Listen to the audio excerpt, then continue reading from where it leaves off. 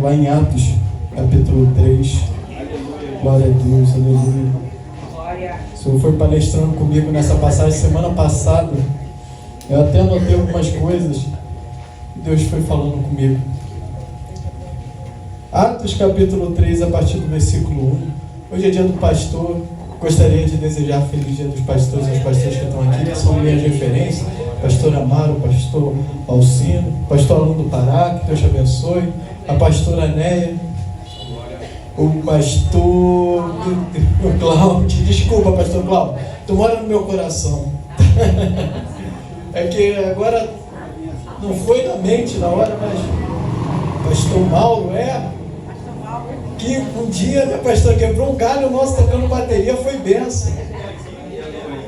E é interessante quando a gente olha esses pastores, futuro pastor Rodrigo, eu creio, pastor. E quando eu vejo essas referências, pastor, é engraçado que cada um tem uma essência diferente. Cada um tem uma essência diferente. Pastora Mara, ela acolhe, pastor Alcino, então, pastor Alcino, isso é a minha referência, tá? Pastor Cláudio desce um cajado bonito, do jeito que a gente gosta, e é uma bênção também. Gosto muito de parar para conversar com o pastor Cláudio. Ele é bênção. Cada um aqui é uma bênção na nossa vida. É legal a gente ter um pastor, né?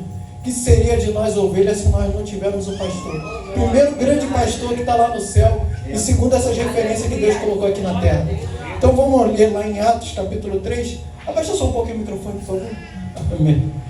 Glória a Deus. Atos, capítulo 3, a partir do versículo 1, vai dizer assim: Ora, Pedro e João subiam junto ao templo à hora da oração, sendo a hora 9. Estava sendo carregado um homem coxo desde o ventre da sua mãe, o qual diariamente punha a porta do templo, chamado Formosa, para pedir esmola aos que entravam no templo. O qual, vendo Pedro e João entrando no templo, pediu uma esmola. E Pedro, fixando os olhos nele, com João, disse: Olha para nós. E ele estava atento, esperando receber alguma coisa deles. Então Pedro disse: Eu não tenho prata nem ouro, mas o que eu tenho, isso te dou. Em nome de Jesus Cristo de Nazaré, levanta-te e anda. E ele, tomando pela mão direita, levantou. E imediatamente os seus pés e ossos do tornozelo receberam a força.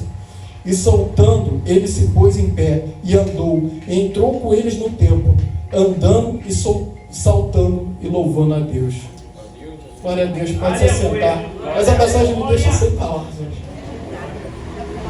E aí, se eu fosse colocar um título, se fosse uma pregação, eu ia colocar assim: crente cheio do Espírito Santo e com autoridade.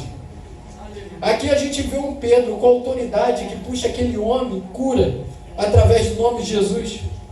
Mas é engraçado que, se a gente perceber, antes de Pedro ser cheio do Espírito Santo, Pedro, ele teve uma postura interessante. Ele soube esperar o processo.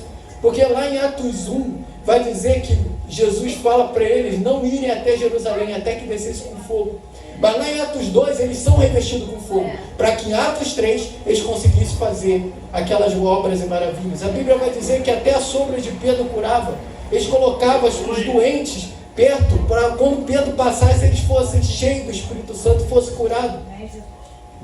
E aqui eu tenho uma aplicação. É interessante quando a gente lembra de Pedro, lá nos Evangelhos, a gente vai lembrar de um Pedro que errava muito, de um Pedro que lembra a gente, fazia aquelas perguntas inesperadas, que muitas das vezes, quando era para ele fazer o que era para ser feito, ele não fazia. Quando era para ele andar com Jesus, quando Jesus precisou, ele não andou, foi só João. É interessante que nessa parte eu lembro que tempo de casa não diz se você é cheio do Espírito Santo ou com autoridade. Pedro andou 3 anos com Jesus durante o período dos Evangelhos, mas nem assim Pedro fazia esse milagre que Pedro só foi fazer em Atos. Eu também entendo que andar com crente não me faz cheio do Espírito Santo com autoridade. Pedro andava com 11 crentes além de Jesus, e mesmo assim Pedro não fazia aqueles milagres que Pedro foi fazer em Atos. E eu entendo que esperar o processo me faz ser cheio da autoridade de Deus. Aleluia. Cheio do Espírito Santo. Quando Pedro entendeu que havia um processo ali, e ele esperou ser revestido do Espírito Santo para sim, para a obra, Pedro foi cheio do Espírito Santo. O problema é que muita da gente quer ultrapassar o processo, não quer passar pelo processo. O processo é doloroso, o processo é árduo. Mas é com o processo que vai fazer você ser cheio do Espírito Santo com autoridade. Não é de um dia para o outro. Eu fico imaginando, foram 3 anos que Pedro andou com Jesus. Mas aquele tempo que de Atos 1 até Atos 3, a gente não sabe quanto tempo durou. Para si, Pedro, ser revestido do Espírito Santo e ter autoridade. É interessante que Pedro, ele chega e entrega tudo que ele tinha para aquele homem. Que era o Espírito Santo, que era Jesus. E cura aquele homem.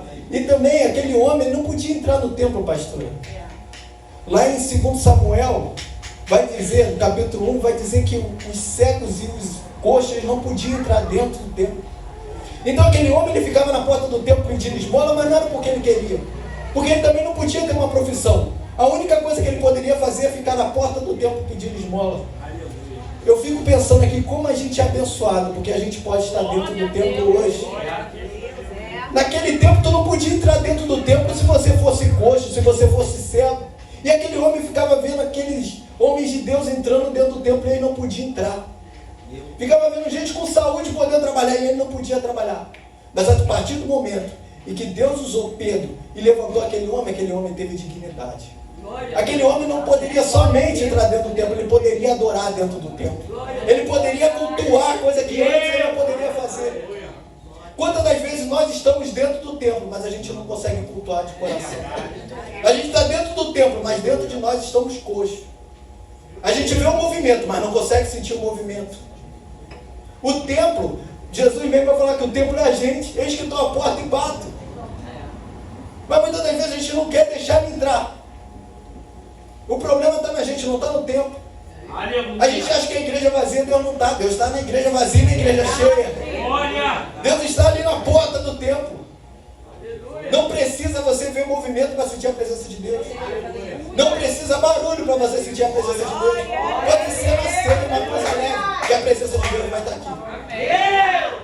Maravilha. E assim eu entendo que a partir daquele momento que Pedro puxa aquele homem, Pedro devolve a dignidade para aquele homem. Mas Pedro também consegue colocar um acesso para ele dentro do templo. Ele está te colocando um acesso aqui dentro do templo. Ele está na porta, ele te puxa, te acorda essa noite, porque às vezes a gente tem que ser puxado e tem que ser acordado. A gente está na porta do templo, mas a gente entra de qualquer jeito, de qualquer maneira. Eu entendo que o templo físico aqui começa dentro da minha casa. Antes de vir aqui você orou. Antes de vir aqui você leu a Bíblia. Antes de pisar aqui essa noite você louvou a Deus. Porque o problema não adianta eu vir terça, sexta e domingo aqui, vir na consagração sábado, se a minha casa não é templo do Espírito Santo. Se eu não sou templo do Espírito Santo. Se por dentro de mim ainda sou coxa, ainda sou limitado, porque eu não consigo ser cheio do Espírito Santo. Não fique somente na porta do templo. Não fique aceitando somente a esmola que te dão. Não fica somente de visão e revelação. Se Deus tem uma visão, uma revelação dentro de você mais profunda do que isso. Não aceite somente aquilo que o homem pode te dar. Ele pode fazer algo na sua vida.